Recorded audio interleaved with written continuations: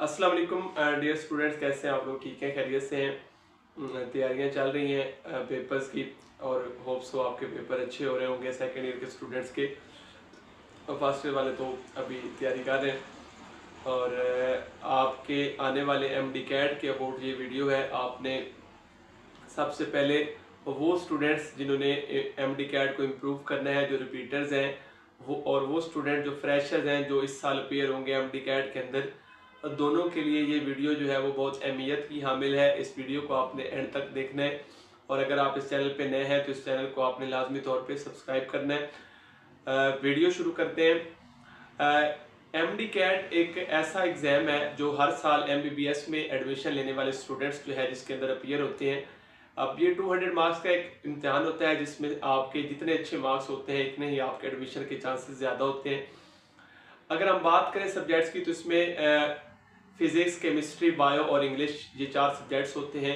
पूरी बुक्स शामिल नहीं होती, सिलेक्टिव टॉपिक्स होते हैं, सिलेक्टिव चैप्टर्स होते हैं जो इसके अंदर शामिल होते हैं, जिनको आपने एमसीक्यूज के लिए विद कॉन्सेप्ट्स प्रिपेयर करना होता है। मोस्ट ऑफ द स्टूडेंट्स जिन्होंने रिपीट करना है एमडी कैट या जो फ्रेशर है उनकी तरफ से आ रहा है कि हमारे साथ क्या होगा। फ्रेशर ये पूछ रहे हैं कि एमडी कैट चूंकि 2024 के अंदर जो एमडी कैट हुआ है ये यूएचएस की हिस्ट्री का वर्स्ट एमडी कैट था। इसमें जो बच्चों ने मार्क्स लिए हैं वो बे इंतहा मार्क्स लिए हैं। 198, 195, 197 इस रेंज में बच्चों के नंबर आए हैं और फ्रेशर्स जो थे उनके बहुत ज़्यादा नंबर आए हैं।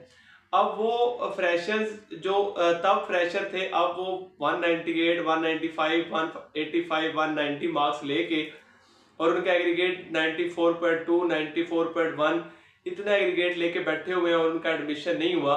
अब वो समझते हैं कि उनका इस साल एडमिशन जो है वो कंफर्म है, क्योंकि एमडी कैट में अगर एक दफ़ा आसान पेपर आया है यूएचएस का तो अगले 3 साल तक कोई ऐसा चांस नहीं कि पेपर आसान है, पेपर मुश्किल है।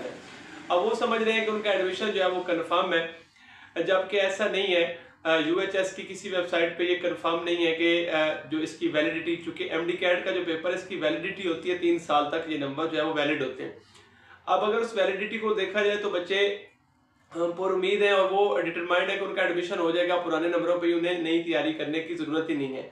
लेकिन ऐसा नहीं है। इस दफ़ा चूंकि लास्ट में बच्चों के नंबर बहुत ज़्यादा हैं तो ऐसी कोई कन्फर्मेशन नहीं है कि वो जो नंबर है वो वैलिड होंगे। और इन केस अगर वैलिड होते भी हैं तो जैसा कि कोरोना में हुआ था कि बच्चों ने 2-3 पेपर दिए थे, बाकी उनके मल्टीप्लाई करके एवरेज वगैरह निकाल के उनके बाकी के मार्क्स जो है वो लगा दिए गए थे। अब इसमें भी ऐसा ही होगा। अगर एक बच्चे के 192 मार्क्स हैं, 195 मार्क्स हैं, तो कोई ऐसा डिजिट यूएचएस सिलेक्ट करेगा जैसे कि 0.99 कह लें, 0.98 कह लें, 0.95 कह लें, जिससे मल्टीप्लाई करके जो नंबर आएंगे स्टूडेंट के वो नंबर काउंट होंगे। ठीक है।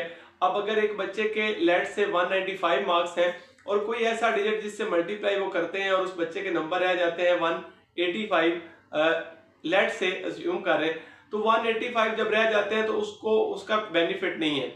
उसके लिए अब बेनिफिट किसको है? फ्रेशर को, जिसने अच्छे तरीके से तैयारी भी करनी है स्मूथली और उसके नंबर भी ज्यादा आने हैं। ठीक है। अब फ्रेशर चूंकि इस घमंड में बैठे हैं कि उनका एडमिशन कंफर्म है, तो ये ऐसी कोई सोर्स नहीं है, ऐसी कोई न्यूज नहीं है, यूएचएस की किसी वेबसाइट पे ये चीज मौजूद नहीं है कि इसकी वैलिडिटी 3 ईयर्स है या उनका एडमिशन जो है वो हो जाएगा, ये ऐसी कोई चीज नहीं है। ठीक है। हाँ, नंबर अभी तक यूएचएस ने कोई ऐसा प्लान लॉन्च नहीं किया, बट ये प्रोबेबिलिटी है, रिसोर्सेज ये बता रहे हैं कि कोई ना कोई ऐसा नंबर होगा 0.99, 0.98, कोई समथिंग ऐसा नंबर होगा जिससे मल्टीप्लाई करने के बाद जो नंबर बचेंगे स्टूडेंट के उन्हीं नंबर की बेस पे उसका एडमिशन होगा। अब ये एक अलार्मिंग सिचुएशन है रिपीटर्स के लिए, इम्प्रूवर्स के लिए, कि वो बिल्कुल खामोशी से ना बैठें। इम्प्रूवर्स की अकेडमीज ऑन है, वो तैयारी जाके करना शुरू कर दें, तैयारी अपने अच्छे तरीके से तैयारी करें और चूंकि चीजें उनको ऑलरेडी आती हैं, दोबारा अच्छे तरीके से रिवीजन करके प्रिपरेशन करके अगर फील्ड में आएंगे तो वो इस एमडी कैट को इजीली क्रैक कर सकेंगे। अगर वो इस उम्मीद पे बैठेंगे कि हमारे पुराने मार्क्स पे हमारा एडमिशन श्योर है कि हो जाएगा, तो वो गलती कर रहे हैं। और अगर हम बात करें फ्रेशर्स की, तो चूंकि फ्रेशर्स जो है वो इस वजह से बच्चे बड़े परेशान है कि 94.2 वाला बच्चा अगर बैठा है, 94.12 वाला बच्चा अगर बैठा है, तो हमारे किधर से फिर इतने नंबर आएंगे कि हमारा एडमिशन होगा।